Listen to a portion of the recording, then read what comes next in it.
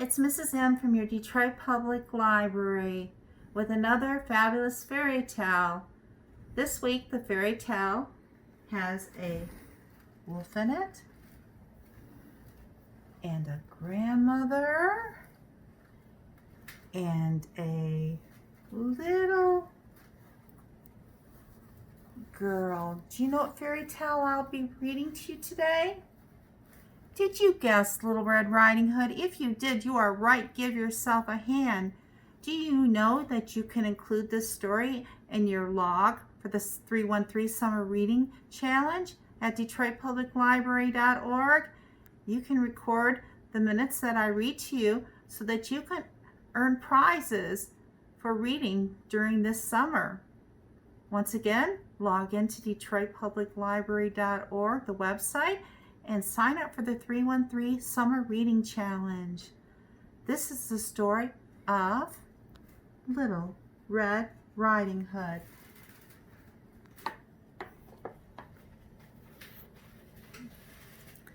I downloaded this book on my Hoopla page.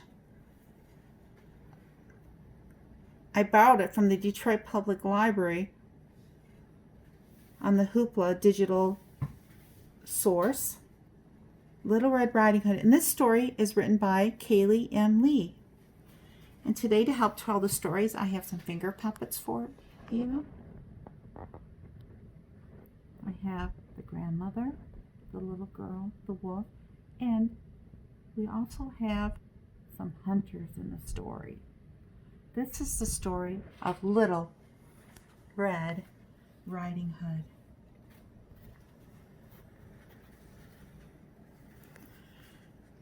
There was once a little girl who lived with her mother in a cottage on the edge of the forest. Her grandmother made her a lovely red hood that the girl loved so much she wore it all the time.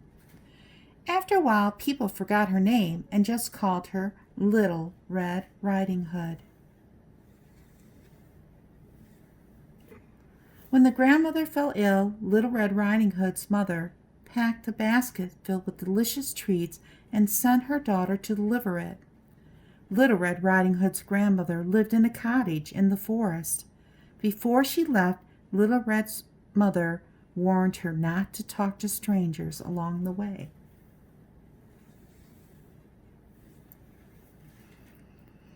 As she walked through the forest, Little Red Riding Hood was a little bit lonely. I wish I had someone to talk to, she thought.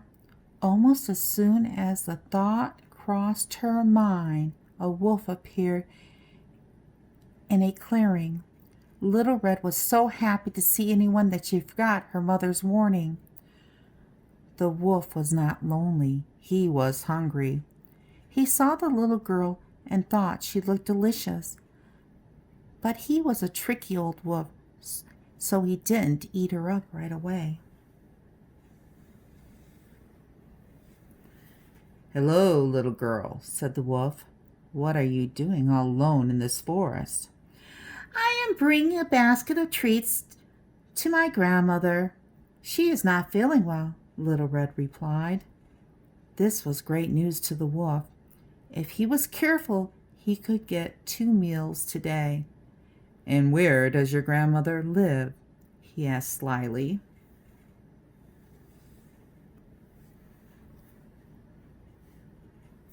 Not knowing that a wolf is the absolute last person anyone should talk to, Little Red Riding Hood chattered on and on about her grandmother's house and where it was, and how she would always knock on the door and her grandmother would just tell her to come in.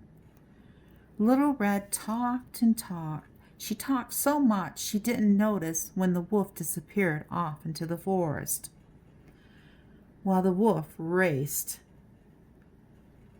to her grandmother's house, Little Red Riding Hood stopped along the way to pick a few flowers. They were very pretty, and she thought they might help her grandmother feel better. When the wolf arrived at the little cottage, he knocked on the door and used his sweetest voice to call out, Oh, Grandmother, it's Little Red Riding Hood. I brought you a basket of delicious treats. Grandmother replied from inside the house. The door is unlocked. Come in, my dear. Come on in. When the wolf rushed inside, he found Grandmother lying in bed, and he gobbled her up in one bite. Then he put on Grandmother's extra cap and her glasses and climbed into her bed. In a few minutes, Little Red Riding Hood came to the cottage. She knocked at the door and called out, "Oh, Grandmother, it's Little Red Riding Hood. I brought you a basket of delicious treats." And the wolf, trying very much to sound like an old lady, replied, "The door is unlocked. Come on in, my dear." Little Red Riding Hood walked slowly over to her grandmother's bed. "Grandmother, you look a little different.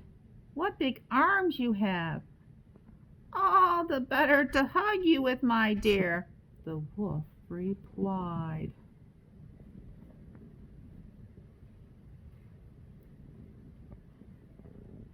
"But Grandmother, what big eyes you have."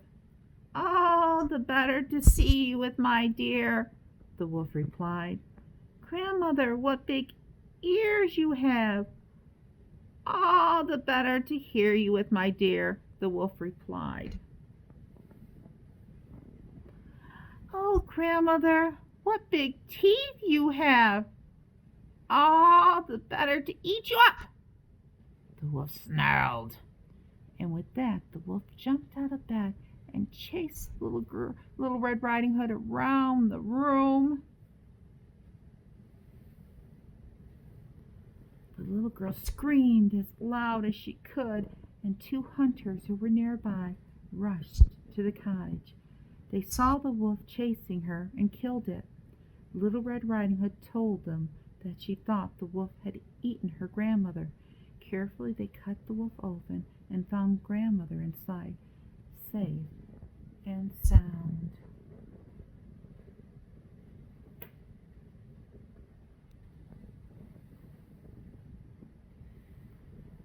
Little Red Riding Hood shared the treats from her basket with Grandmother and the two hunters. She learned an important lesson and never talked to strangers again. The end. Boys and girls, I hope you enjoyed the story of Little Red Riding Hood. It's one of my favorites. If you'd like to make your very own finger puppets, you can. Just email me at jmenino@detroitpubliclibrary.org and I will send you this pattern for some Little Red Riding Hood puppets, finger puppets. Credit and thanks for the free use of the finger puppets goes to Easy Peasy and Fun, a website on the internet. Once again, boys and girls, sign in to the Detroit Public Library and start logging those minutes into the 313 Summer Reading Challenge. And I'm Mrs. M from the Detroit Public Library, and thank you so much for watching my video. Goodbye.